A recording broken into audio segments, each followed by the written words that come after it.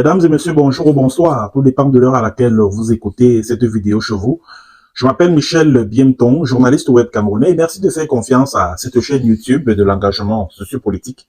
Bienvenue à cette causerie citoyenne sur l'actualité camerounaise et africaine. Bienvenue à la chronique de MBT, mesdames et messieurs. Bonjour. Bonjour. Ça va aller? Ouais, ça va aller.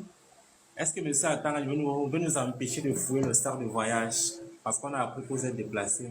Nous, on veut quand même manger avant de faire le reste. Qu'est-ce que vous avez ramené? Vous étiez où? Oh, j'étais en Allemagne. Mhm. J'ai répondu à une invitation pendant 24 heures, hein, pas plus. Je suis partie jeudi, je suis arrivée là-bas vendredi. Et samedi nuit, j'ai repris la route de l'aéroport pour venir ici. Voilà. Et lorsque j'arrive, je suis accueillie par la nouvelle de l'invasion et la violation des locaux du REDAC par les éléments de M. Atamandi, qui a auparavant, quelques jours auparavant, signé un arrêté disant que le REDAC étant une institution qui blanchit l'argent et qui en reçoit un peu trop aussi, trop d'argent au REDAC, eh bien, il a pris la décision de suspendre le REDAC pendant 3 mois. Pourquoi 3 mois? Pourquoi pas 6 mois? Pourquoi pas à vie? En 3 mois, qu'est-ce que ça va gagner? Enfin bref, il a pris cette décision-là et il a envoyé M. le sous-préfet de Douala Ier, accompagné évidemment des forces de l'ordre, maintien de l'ordre, pour apposer les scellés sur toutes les portes du REDAC, y compris les portes qui n'étaient pas celles du REDAC d'ailleurs, où habitent les gens derrière. Et donc, je suis allée là-bas, j'ai trouvé M. le sous-préfet sur les lieux, avec son équipe, les scellés apposés, et je leur ai demandé en vertu de quoi vous avez fermé mes portes, et est-ce que je pouvais lire le document qui les autorise à apposer les scellés. Quel est le texte de loi, quel est le texte même administratif qui parle de scellés? Ils ont dit que non seulement ils ne peuvent pas me donner ce document qui parle de scellés, mais ils n'ont même pas apporté l'arrêté de M. le ministre, où ils ont oublié, ou ils ne l'avaient pas encore imprimé, mais bref, ils ont donc apposé les scellés avant même de me montrer le document sur lequel, depuis que j'interviens, depuis hier, il y a cette affaire-là, vous avez vraiment eu l'impression que votre maman peut avoir peur d'Atamandi. Vous avez vraiment eu cette impression? Si je vous ai donné cette impression, alors je vous demande pardon. Parce que c'est loin de ce que j'ai l'intention de montrer et de faire. Je n'ai pas peur de M. Atamandi. Mais ce que je sais, c'est que je n'obéis qu'à la loi. Et à chaque fois que je le pourrai, je rappellerai à M. Atamandi que nul n'est au-dessus de la loi, ni lui, ni la personne qui l'a mis là pour nous embêter. Comprenez? Je le lui ferai savoir à chaque fois. Donc, M. Atangani ne me fait pas peur. Nous ne sommes pas dans un match de football, de boxe, où il serait un poids lourd et moi un poids plume, et où je devrais avoir peur qu'il ne me déforme le visage avec un coup de poing massif. Et il ne s'appelle pas Nganou Francis. Ok. Je prends les questions qui sont là. De quel argent est-ce qu'on parle? On parle de blanchiment de quel argent au REDAC? Bonne question pour M. Atangandi. M. Atangandi, de quel argent tu parles? Tu ne nous as pas dit. Moi, je ne suis pas dépositaire de l'argent de l'État. C'est toi qui vas négocier là-bas en tant que ministre pour que nous, le peuple, à travers les députés, on vous donne de l'argent pour couvrir votre budget avec les dépenses et les rentrées. Donc, c'est vous qui manipulez l'argent de l'État. C'est vous qui pouvez le détourner. C'est vous qui pouvez aussi le blanchir. Parce que vous savez que votre avenir est incertain. Pour avoir fait partie d'un gouvernement qui a appauvri les Camerounais à sec. Mais moi, non. Par conséquent, je suis là, je vous attends. Tout ce que vous allez faire de contraire à la loi, qui est la même pour vous et moi, vous trouverez ma réponse. Ma réaction sera immédiate. Je ne porterai même pas les gants. Je vous répondrai du tac au tac. Au tac. Voilà. Question encore pour Maître Alice. Nous parlons des blanchiments de fonds au REDAC. Pourquoi n'a-t-on pas posé les scellés au ministère de la Santé après le Covid-Gate? Ah, c'est une bonne question, ça. Intéressant. Et pourquoi est-ce que la Chambre des comptes ayant indexé la gestion des fonds publics qui leur sont confiés, là-dedans d'ailleurs, je ne suis pas sûr que M. Atanganji est épargné par le rapport de la Chambre des comptes. Je ne suis pas sûr du tout. Ah, pourquoi étant là-dedans, pourquoi ils ne sont pas en prison, pourquoi ils sont encore en poste? C'est quel pays ça? Ce n'est pas leur président qui avait dit qu'il fera rendre gorge aux gens qui détournent les deniers publics, qui sont en indélicatesse avec l'argent de l'État. Il a dit ça en quelle année? Qui a rendu gorge une fois? On en a vu. Donc moi, je ne suis pas là-dedans. M. Atanganji ne peut pas prouver que j'ai même 5 francs. Parce qu'il faut d'abord avoir beaucoup d'argent comme il prétend, avant qu'il ne puisse être détourné. Les gens qui financent les activités de défense des droits de l'homme. Alors, mesdames et messieurs, chers followers de ma page YouTube, vous l'aurez certainement compris, il sera question au cours de cette édition de la chronique de MBT de cette bataille qui oppose le ministre de l'administration territoriale, ou si vous voulez, la préfectorale du Cameroun, et le réseau des défenseurs des droits humains en Afrique centrale. Comme vous le savez, il y a quelques jours, pour être plus précis, la semaine passée, la semaine dernière, le ministre de l'administration territoriale, Paul Atanganji, qu'on ne présente plus, a procédé à la suspension de certains organismes de défense des droits humains au Cameroun. Alors, les raisons qui ont été avancées étaient que ces organisations de la société civile ont mené des activités qui n'étaient pas conformes à leur statut. L'administration territoriale a également parlé des sources de financement de ces organisations qui, de son point de vue, étaient floues. Donc, voilà de manière ramassée les raisons qui ont été avancées par les autorités camerounaises, par les responsables du ministère de l'administration territoriale pour suspendre ces organisations de la société civile. Et parmi ces dernières se trouve bien évidemment le réseau des défenseurs des droits humains en Afrique centrale. Le réseau des défenseurs des droits humains en Afrique centrale, de toutes ces organisations qui ont été suspendues, est la plus en vue, la plus célèbre, qui depuis plusieurs années est dans le collimateur des autorités camerounaises du régime de Paul Biya, de la dictature de Paul Biya. Et comme vous le savez, sa directrice exécutive, Maximilienne Ngombe, fait l'objet de persécutions, de tracasseries, des convocations devant la police, les menaces de mort, les incendies de ses bureaux au quartier Bali à Douala. Alors, comment analyser donc ces mesures de suspension qui ont été prises par le ministre Atanganji? J'aimerais d'abord qu'on revienne sur le personnage. Qui est Atanganji Paul? Atanganji Paul, c'est l'un des personnages clés du système de sécurité du dictateur camerounais Paul Biya. Bon, Atanganji, c'est un personnage qu'on ne présente plus, un personnage haut en couleur, sulfureux, qui a été, on va dire, recruté, je préfère le dire ainsi, par le régime de Paul Biya pour répandre la terreur sur les Camerounais. Parce que le régime de Biya le considère comme un personnage de caractère, un personnage assez influent, un personnage réputé pour ses coups de sang. Atanganji est, on va dire, l'un des membres de l'aile dure du régime de Paul Biya, qui est dans ce sérail depuis plusieurs années, du fait des services qu'il a eu à rendre à Paul Biya. Vous savez que Atanganji est originaire de ce que vous appelez les régions du Nord-Ouest, et qu'à la faveur du conflit anglophone en cours, je considère comme étant le nord du Southern Cameroon.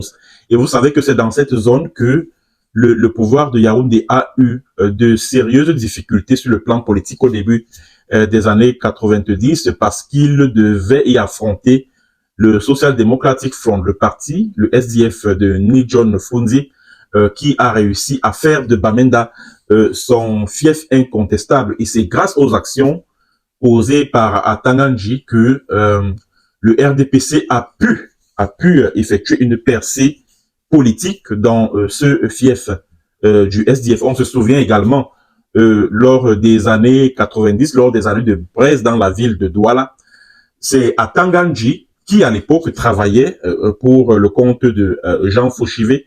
Et selon certaines informations, Atanganji est considéré comme étant le fils héritier de Jean Fauchivé du fait des méthodes, du fait de la terreur que répandait ce dernier, du fait bien évidemment de son influence. Donc Atanganji a hérité certaines méthodes de Jean Fauchivé.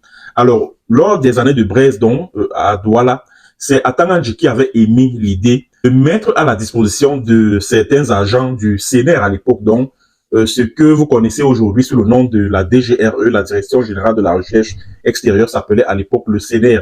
Alors, c'est Atanganji qui avait donc émis l'idée de mettre à la disposition de certains agents du CNR des taxis qui allaient être mis en circulation dans la ville de Douala afin de casser le mot d'ordre de ville morte qui avait été décrété par la coordination, comme ça s'appelait à l'époque, qui était une plateforme qui regroupait les partis politiques de l'opposition et les acteurs de la société civile, qui avaient bien évidemment lancé ce mot d'ordre de ville morte le 19 avril 1991. Donc Atanganji a donc mouillé le maillot, comme on pourrait le dire, pour le régime de Paul Biya, et ce dernier lui a rendu l'ascenseur en le nommant à certains postes de responsabilité au sein de l'appareil de l'État, tel que secrétaire du Conseil national de la sécurité. Le Conseil national de la sécurité, c'est un organe qui regroupe tous les responsables, de tout ce qui existe comme service de sécurité au Cameroun, les services de sécurité et de défense. Et le travail du Conseil national de la sécurité consiste à centraliser tous les bulletins de renseignement émanant des services de renseignement, la police, de la gendarmerie, de l'armée et des services secrets. Voilà. Donc, Atanganji a également exercé comme chargé de mission à la présidence de la République, et c'est lui que le régime mettait en mission pour aller corrompre certains activistes de la diaspora. Donc, c'est lui qui transportait les mallettes d'argent au nom du régime des Biya afin d'aller corrompre certains militants des organisations qui, en diaspora, sont vivement opposés au régime de Paul Biya. Depuis le 2 mars 2018, donc, Atanganji exerce comme ministre de l'administration territoriale. Alors, et c'est Atanganji qui est à l'origine de l'ampleur qu'a prise la crise anglophone en 2016, parce qu'on se rappelle qu'en décembre 2016, Atanganji, qui était alors ministre chargé de mission à la présidence de la République, s'était rendu à Bamenda dans le but d'organiser une manifestation de soutien au RDPC à Paul Biya, ce que les anglophones qui étaient déchaînés à l'époque avaient considéré comme étant de la provocation. Ils se sont donc rués sur le lieu qui devait abriter la manifestation. Ils y ont mis du feu et tous ceux qui devaient prendre part à cet événement ont été passés à tabac. Atanganji a dû être héliporté du lieu de la cérémonie vers Yaoundé. Donc il a été évacué par les forces de défense qui l'ont mis dans un hélicoptère pour le ramener sur Yaoundé. Et c'est à cause d'Atanganji que ce régime, que ce conflit ou cette crise anglophone a été exacerbée et elle a pris l'ampleur qu'on lui connaît aujourd'hui. Atanganji est également impliqué dans beaucoup de crimes, dans le Cameroun anglophone, notamment l'assassinat horrible de la gardienne de prison Florence Ayafor. Cet assassinat porte l'estampille des phalanges criminelles d'Atanganji qui a monté des gangs de bandits, des gangs de voyous, qui a infiltré des groupes de bandits dans ce conflit pour s'aimer la confusion. Et ces groupes de bandits kidnappent contre rançon, ils commettent des assassinats ciblés, ils massacrent des civils et il a également mis sur pied une machine de propagande qui recueille les vidéos qui sont prises par les groupes armés qu'il a infiltrés dans ce conflit-là.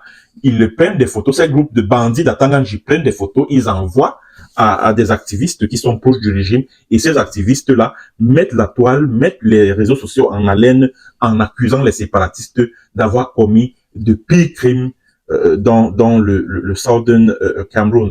Atanganji est également impliqué dans le massacre d'une trentaine de jeunes gens à Menkapigny. C'était le 25 mai 2018. Atanganji les avait recrutés, ces jeunes gens, leur a remis de l'argent afin qu'ils commettent certaines atrocités sur les populations locales en se faisant passer pour les membres de l'Ambazonan Defense Force, en se faisant passer pour les membres des groupes armés ambazoniens. Mais au lieu de remplir la mission qui leur a été assignée par Atanganji, ils se sont montrés nocifs envers les populations locales. Ils se sont entrés jusque dans les palais royaux pour les mettre à sac, pour les saccager. Et c'est ce qui a donc suscité l'ire d'Atanganji, qui a dépêché des tueurs professionnels pour zigouiller, pour éliminer physiquement ces jeunes gens. Alors, comment est-ce que ces jeunes gens ont été éliminés physiquement? Atanganji a mis à contribution Asobo Pius Ngou, qui était le chef traditionnel de Menkapigny. Il a également mis à contribution son fils Cletus, qui était le propriétaire du Star Motel, le motel dans lequel ces 30 jeunes avaient été tués, avaient été éliminés physiquement. Alors, il les a rassemblés dans ce motel-là. Ces jeunes gens étaient accompagnés de leurs copines, de leurs petites amies. Asobo Pius Ngou leur a donné à manger, à boire, etc.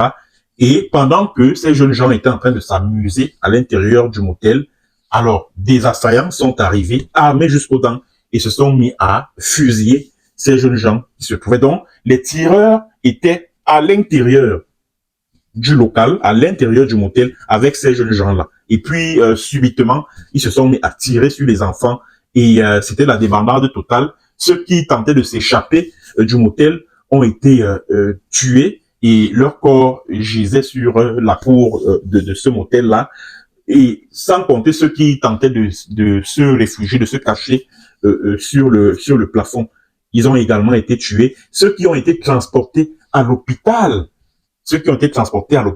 parce qu'ils étaient blessés, les tueurs, c'est-à-dire que les tueurs dépêchés par Atanganji se sont rendus dans ces centres de santé-là pour sortir ces blessés et leur tirer dessus.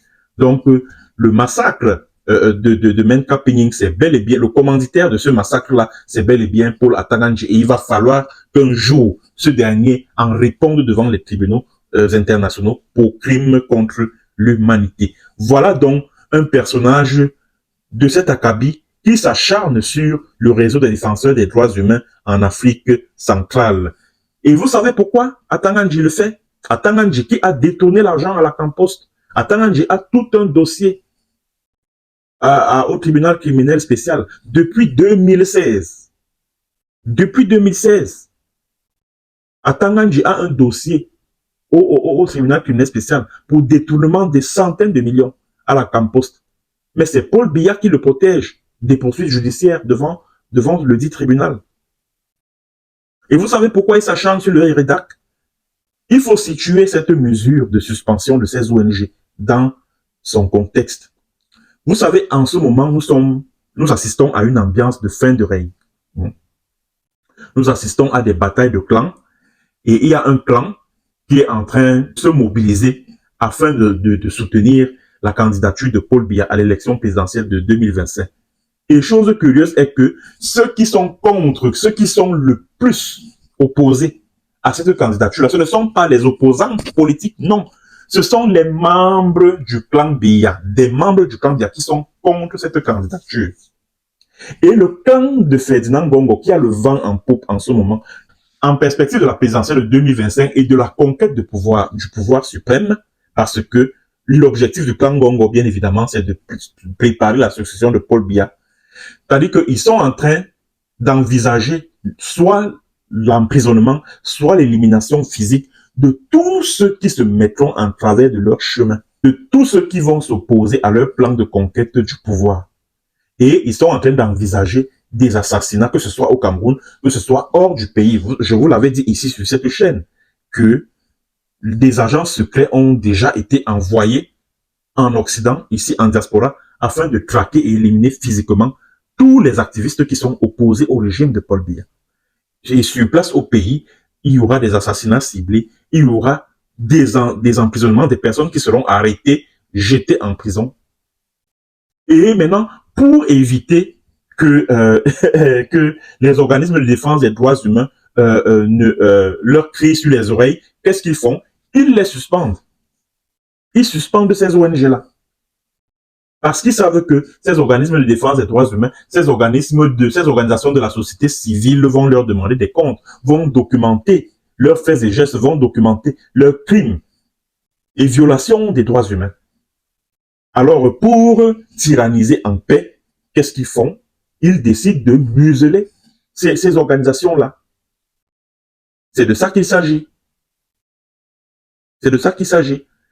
Et aujourd'hui, ils parlent des sources de financement qui sont floues. Depuis, cela fait plus de 20 ans que le réseau des défenseurs des droits humains collecte, documente les violations des droits humains au Cameroun et dans toute l'Afrique centrale en général, depuis plus de 20 ans. C'est aujourd'hui que Atanganji constate que non, le réseau des défenseurs des droits humains opère en toute illégalité au Cameroun, que ces sources de financement ne sont pas traçables, etc., etc. Non, tout cela, ce n'est qu'un prétexte pour faire taire cet organisme de défense des droits humains qui est très réputé en matière de documentation des violations des droits humains en Afrique centrale et même dans toute l'Afrique. C'est de ça qu'il s'agit. Donc nous assistons là à l'ère des grands soirs. Les gars sont en train de préparer, d'élaborer leur plan de conquête du pouvoir et tous ceux qu'ils considèrent comme étant leurs ennemis potentiels, allez, ils neutralisent, ils éliminent d'une manière ou d'une autre. C'est de ça qu'il s'agit. En 2025, ça sera encore pire. Ça sera pire. Vous apprendrez par exemple que quelqu'un est mort dans des circonstances un peu particulières, un peu bizarres et tout. On va vous parler de maladie. On vous dira par exemple que oui, il est mort des suites de maladies, alors qu'en réalité, il a été assassiné, il a été éliminé physiquement par les membres du clan de Ferdinand Ngongo. C'est de ça qu'il s'agit. Donc, Atanganji n'est que, on va dire, l'une des figures répressives de ce clan de Ferdinand Ngongo là. C'est de ça qu'il s'agit. C'est de ça qu'il s'agit. Donc, mesdames et messieurs, c'est tout ce que j'avais à dire concernant cette actualité. Bon, je n'ai pas voulu m'apaisantir sur le personnage d'Atanganji, ce ministre voyou et desperado, vraiment pour qui je n'ai aucune estime, aucun respect. Voilà. J'ai pas voulu m'étendre sur sa personne, mais il fallait bien que je m'exprime sur cette actualité qui continue de faire les choux gras des réseaux sociaux de la presse camerounaise. Allez, portez-vous bien et rendez-vous dans une prochaine édition de la chronique de MBT sur un autre thème. Allez, au revoir.